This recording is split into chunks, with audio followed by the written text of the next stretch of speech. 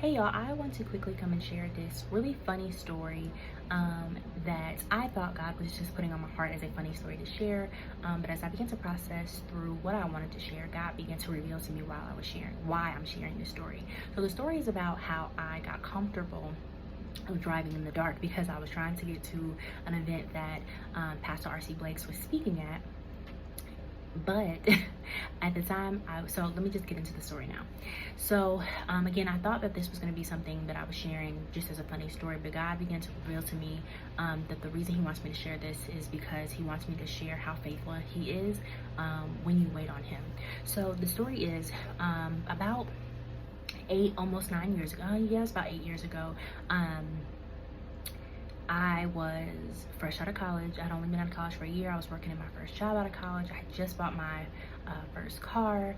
And although I was a good driver, safe driver, I was very nervous about driving in the dark. Just lights coming at me and just like, I was terrified. But one day I was at work on my lunch break and I see Pastor R.C. Blakes on Periscope and he's talking and I'm like, I know that background anywhere. He is in Indianapolis, Indiana on the circle.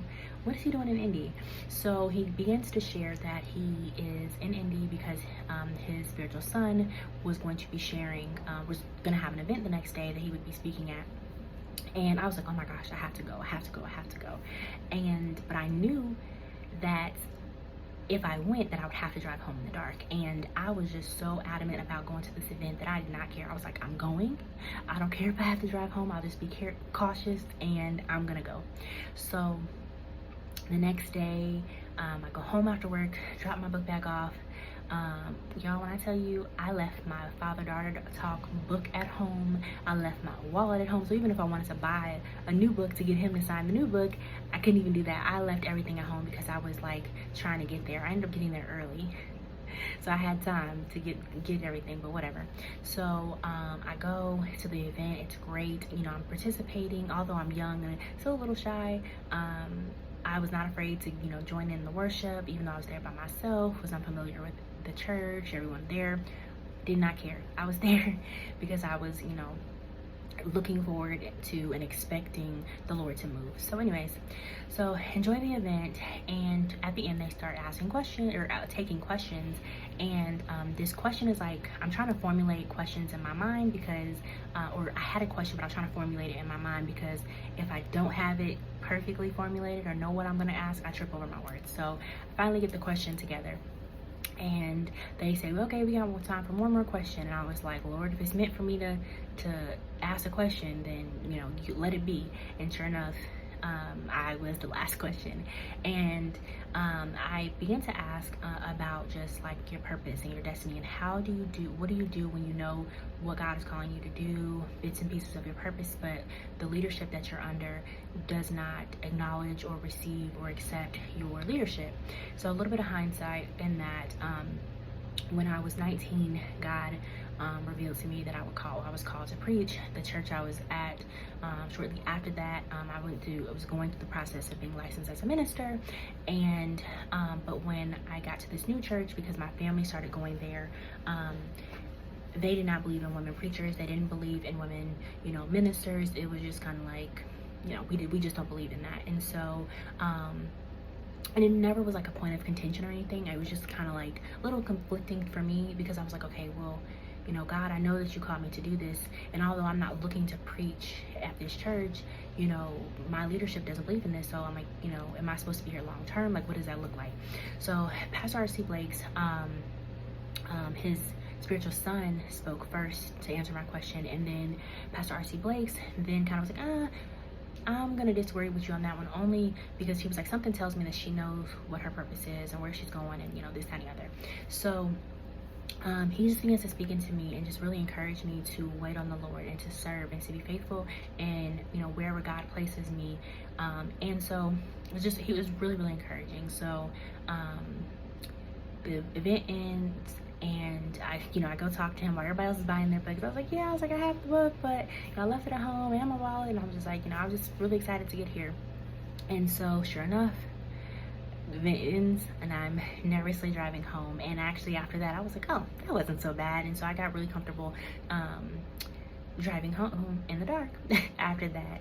And the whole point of this story is that after this event, I just realized that God had me at that church to really learn and to grow, and to serve and to be faithful in serving, not necessarily to preach. And I recognized that, and I was not bothered by the fact that this church did not believe in women ministers or women preachers or women pastors. Although my desire is not to be pastor in any capacity, but I wasn't bothered by that, because I knew that that's not why God had placed me there.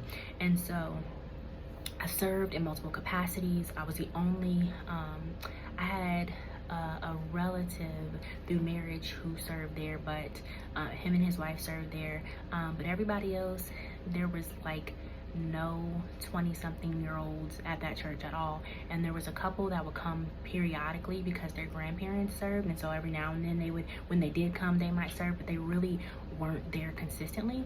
And so I became their baby, like the church, they just adored me, like, oh, we just love you so much, like, because, they knew my heart for the Lord. I love the Lord. I love to serve. And so I served with the women's ministry. I ended up becoming a teacher, for Sunday schools, for women. In addition to the women's ministry, I eventually became a Sunday school teacher for the teens. And so I just served, and I did my best to always be faithful. I was, showing up for Bible studies on Wednesdays, showing up, I was there on Sundays, I just was very faithful in that.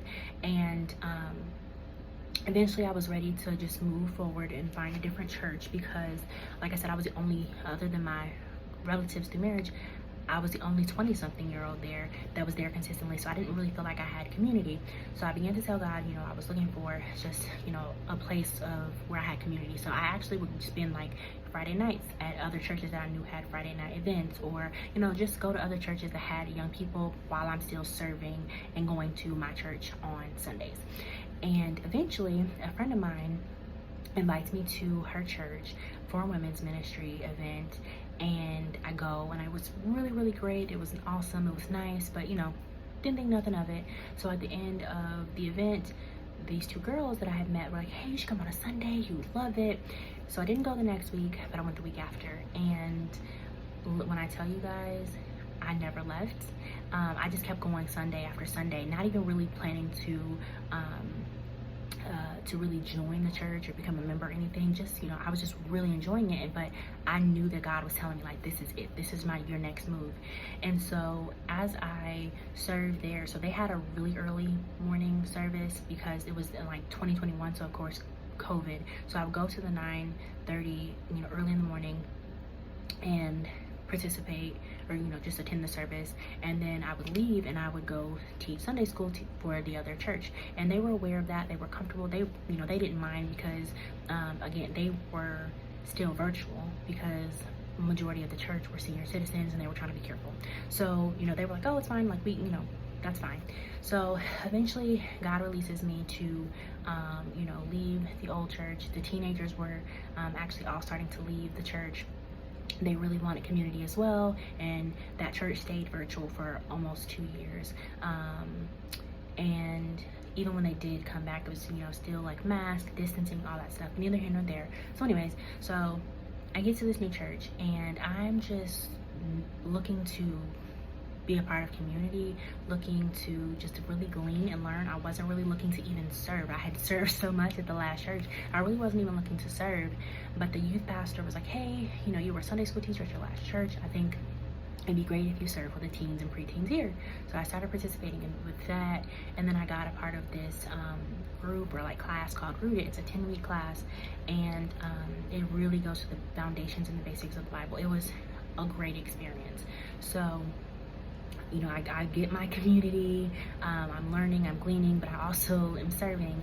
So the lady who was teaching my Rooted class, her and her husband, she actually was the pastor's assistant. And so apparently my name was getting back to this pastor through the youth pastor who had asked me to be a part of his team, and then also his assistant who was leading my Rooted class. And one day we go for coffee, and he just asked me about myself and all of this.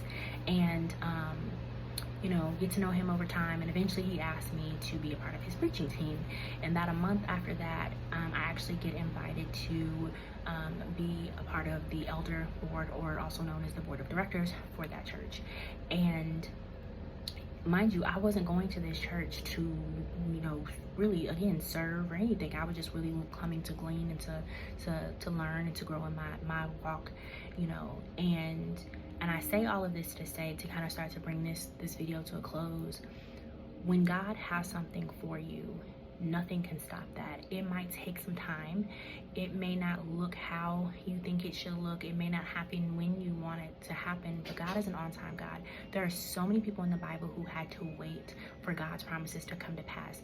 But Isaiah 55:11 says that his word cannot return to him void, but it will accomplish what he set it out to do. And so when God has said something, whether he said it to you, whether he said it through someone else in a prophetic word, whether he has put something in your heart, when God has something for you, there's nothing that can stop it. Even I love Luke chapter 1 verse 45 says, blessed is she who believed that God would do what he said. And that was the Virgin Mary that is talking about. And so God is faithful, and what God has for you will come to pass, even if you have to wait. David had to go back into the field and to continue to learn and grow and you know, battle with lions and tigers and bears to protect the sheep.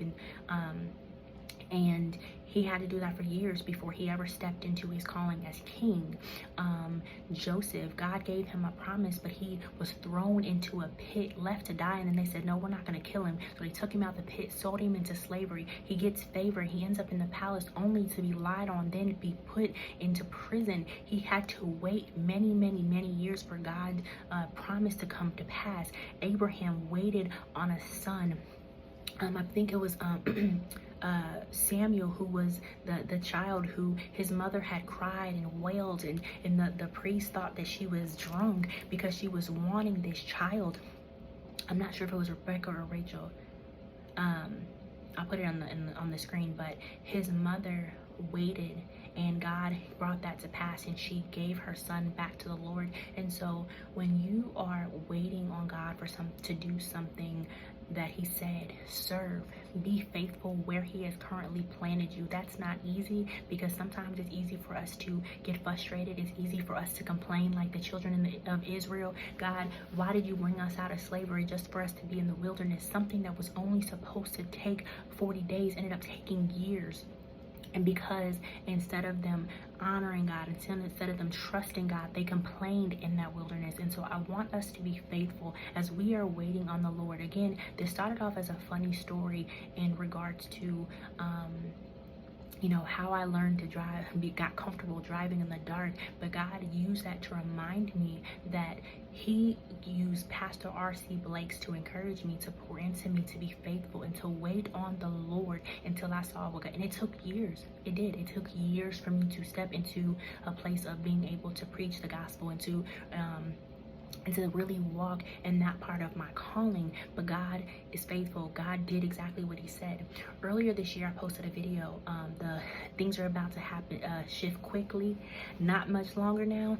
That I told you guys in that video, I put in a video after that there was something I had been waiting on for 14 years. I'm currently walking in that thing. That video was posted earlier this year. I want to say it was February that I did the things are about to shift quickly. I'm now walking in that after 14 years. There's something else that I said in the video that I'm waiting on something. Been waiting on something for 7 years. I'm still waiting on that, but I trust that God will do it. But right now, my desire and what I want for all of us is to continue to serve God while we wait. And so again, I thought this was going to be just a funny story of me getting comfortable driving in the dark because I wanted to, you know, go see Pastor R.C. Blakes. But again, God used that situation to encourage me and to give me wisdom and guidance on what I needed to do while I was waiting on God to do what I knew that he said he was going to do. And so again, I want you to be faithful wherever it is that you currently are, wherever it is that you're serving, whether it's on your job, whether it's with your school, you're in school, whether it's with your kids, whether it's with your spouse, whatever it is that you are currently living in, walking in. I want you to be faithful in serving in whatever capacity God has you in.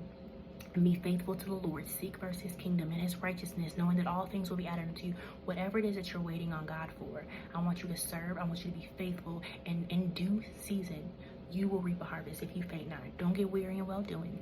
Trust in the Lord. The Bible says in Proverbs 3, verses 5 and 6, trust in the Lord with all your heart and lean not unto your own understanding, but in all your ways acknowledge him, and he will direct your paths. Trust in the Lord, y'all. Be faithful, be a good steward, because he will bring it to pass. He's not a man that he shall lie, nor the son of man that he should repent. See y'all soon. Peace.